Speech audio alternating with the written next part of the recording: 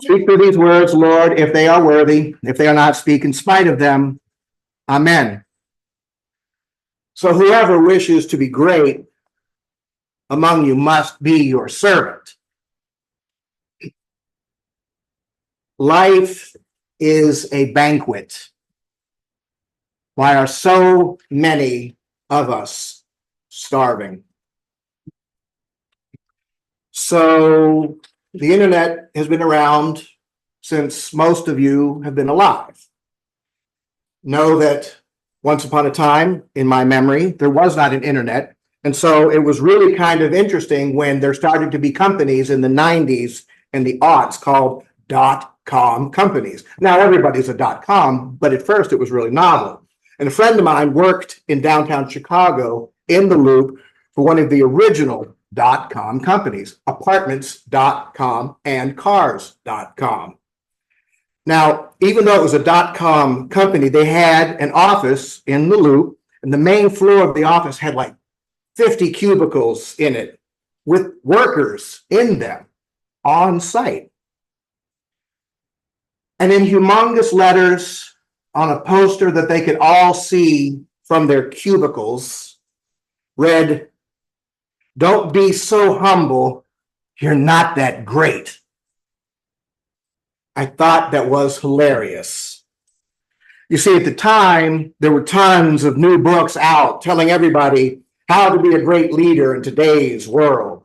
It was kind of a leadership movement, and books just came off the shelves like you wouldn't believe. And everybody who wanted to be promoted to something in their company would read these books. They were a little cheesy, most of them, frankly. Now, one of the things these books would tell you is this, that instead of being like a leader from the 1950s or the 1960s, kind of arrogant, fierce, bossy, instead, these books told us a leader should be humble and in service to their colleagues. That was the new leadership ethos they were promoting.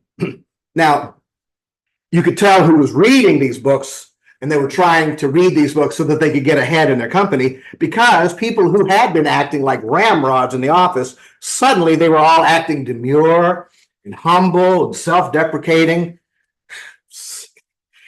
Suddenly they were doing lots of things for people that you would not think a leader might do because the books told them to do so. Like they might sharpen everybody's pencils or offer to go on a Starbucks run for the whole office, or suddenly they're mopping up a spill in the lunchroom. So again, that's how you knew who was reading the books, because all of a sudden they're playing humble and they're acting like they're your servant.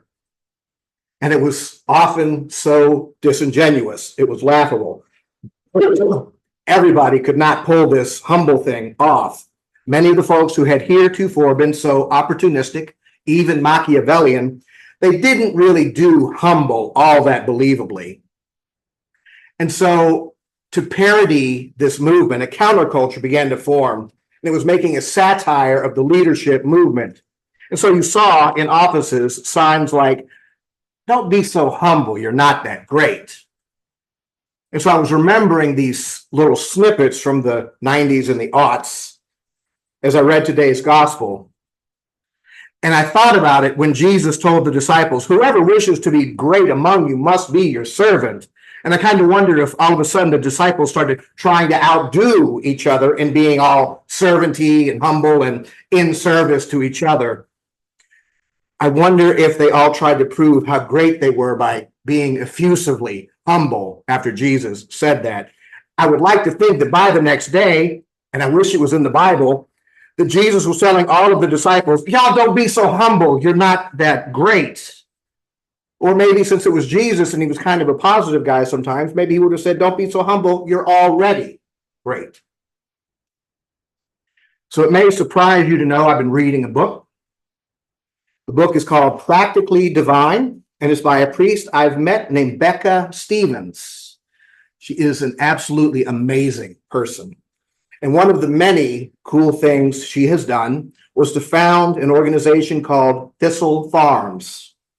And that is a place where women who have been sex trafficked can find healing, and they can find family, and they can find community. And most importantly, they can find themselves. And if they're seeking they can find God as well. And the community that they build is full of love and it is full of grace. It is just amazing. And they find their joy in each other at Thistle Farms. That part reminds me of y'all. And they are fully able to soothe one another through all of the hurts and traumas they've been through. Even though they are all broken and bruised, they are able to be each other's comfort. And the motto of Thistle Farms is love heals. And in the book, Rebecca talks about how we as Christians, even though we are maybe broken and even broke, we can be a community of joy. We can be a community of feasting on grace and joy and love. The book talks about how we can be poor in many respects, having had much taken from us or not allowed us by the church. Yet we can somehow know that there is more than enough love. There's more than enough grace. There's more than enough forgiveness to go around for all of us to have and for all of us to share over and over and over with every new person who pulls up a chair at our table. So some of us may have felt in the past like we were only able to eat the crumbs from the table, as the gospel reflected several weeks ago, only able to eat the crumbs from the table, but in truth and in love and in God's grace, you and I and all of us are actually at the table. We are at the heart of everything. As God's children, we can feast at God's table like God means for all of us to feast.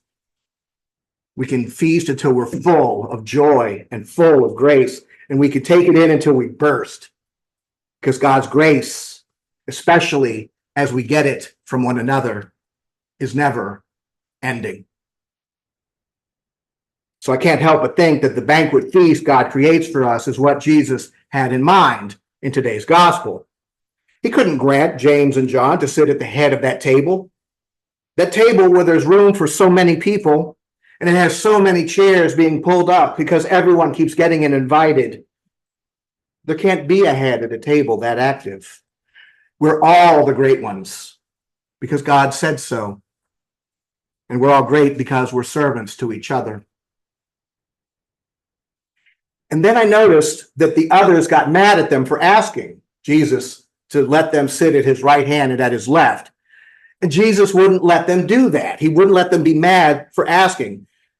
In the kingdom of heaven, just as none of us is better than each other, so none of us can sit at the head of the table, none of us gets to be mad and look down on each other either. We can't be mad at each other for asking for things that you can't have. They all get to celebrate and they all get to feast. God's grace and God's love is never ending. It is a river, not a pie. And they all get to sit fully at the table, and they get to fill up on joy and justice and healing. And no one at the table can ask anyone else to leave the table of God. We can only keep inviting more to the feast. So rest assured, you are already great because God has made you.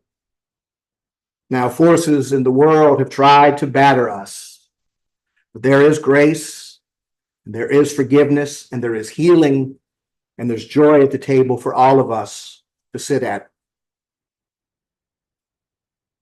for all of us to invite others to.